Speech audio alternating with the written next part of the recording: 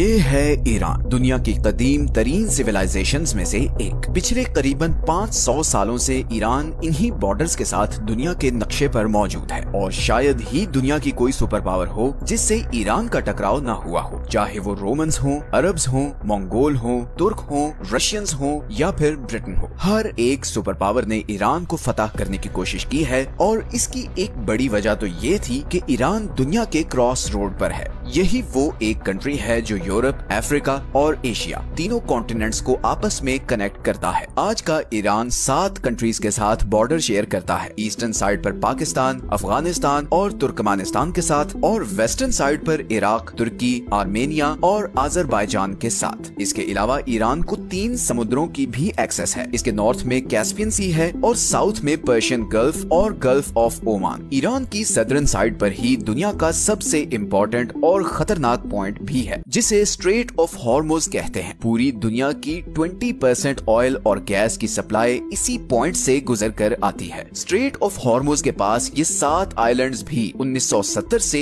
Iran के control में है। हालांकि इससे पहले इन पर यूएई का कंट्रोल था। इसी तरह इधर कैस्पियन सी में भी ये आशूरा डे आइलैंड ईरान के कंट्रोल में है। पिछले 40 सालों से ईरान वेस्टर्न वर्ल्ड के लिए एक सरदर्द बना हुआ है। लेकिन आखिर ऐसी क्या वजह है कि इतनी पावरफुल आर्मीज और इकोनॉमीज होने के बावजूद अभी तक कोई भी वेस्टर्न कंट्री ईरान पर अटैक करके उस पर कब्जा नहीं कर सकी? सब कंट्रीज जानते हैं कि ईरान पर डायरेक्ट अटैक करना बहुत ज्यादा बैकफायर कर सकता है। ईरान को अनकॉन्करेबल बनाने में बहुत सी और रीजंस के साथ साथ उसकी ज्योग्राफी का भी बहुत बड़ा रोल है। सच यह है कि आज की वीडियो में हम देखेंगे कि ईरान की हिस्ट्री, उसकी ज्योग्राफी और उसकी प्रॉक्सी वॉर्स ने उसे इतना पावरफुल कैसे बना दिया है।